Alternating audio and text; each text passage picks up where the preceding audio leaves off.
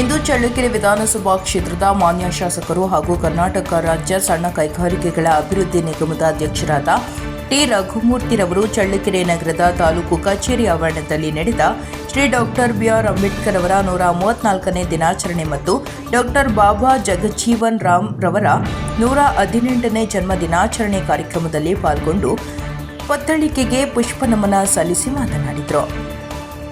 ದೇಶ ಕಂಡ ಅಪ್ರತಿಮ ಸಾಧಕ ಭಾರತ ರತ್ನ ಸಂವಿಧಾನ ಶಿಲ್ಪಿ ಡಾಕ್ಟರ್ ಬಿಆರ್ ಅಂಬೇಡ್ಕರ್ ಅವರು ಭಾರತದ ಸಂವಿಧಾನ ರಚಿಸಿ ದೇಶ ಮೆಚ್ಚುವಂತ ಕೆಲಸ ಮಾಡಿದ್ದಾರೆ. ನಮ್ಮ ದೇಶದಲ್ಲಿ ಅಸ್ಪೃಶ್ಯತೆಯನ್ನು ತೊರೆದು ಹಾಕಿ ಏಕತೆಯನ್ನು ಮೂಡಿಸಿ ಸರ್ವ ಧರ್ಮಕ್ಕೂ ಸಮಾನತೆ ಹಕ್ಕನ್ನು ಪಡೆಯುವಂತೆ ಮಾಡಿ ಎಲ್ಲ ಸಮುದಾಯಗಳಿಗೆ ಅನುಕೂಲ ಆಗುವ ರೀತಿಯಲ್ಲಿ ಸಂವಿಧಾನ ರಚಿಸಿ ದೇಶದ ಶಾಂತಿ ಕಾಪಾಡಿದ ಮಹಾನ್ ಶಿಲ್ಪಿ ಡಾಕ್ಟರ್ ಬಿಆರ್ ಅಂಬೇಡ್ಕರ್ ಅವರ ಆದರ್ಶ ತತ್ವಗಳನ್ನು ಅನುಸರಿಸಿ ಹಿಂದಿನ ಯುವ ಪೀಳಿಗೆ ಮುಂದೆ ನಡೆಯಬೇಕಾಗಿದೆ ಎಂದರು.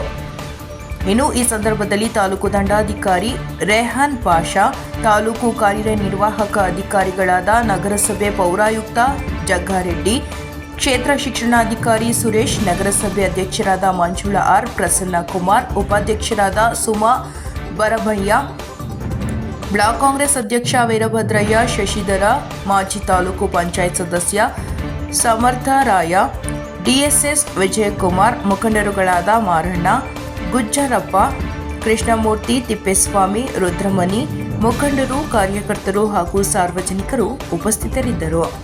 ವರದಿ ಮೌನೇಶ್ ಆಚಾರ್, ಚಳ್ಳಕೆರೆ.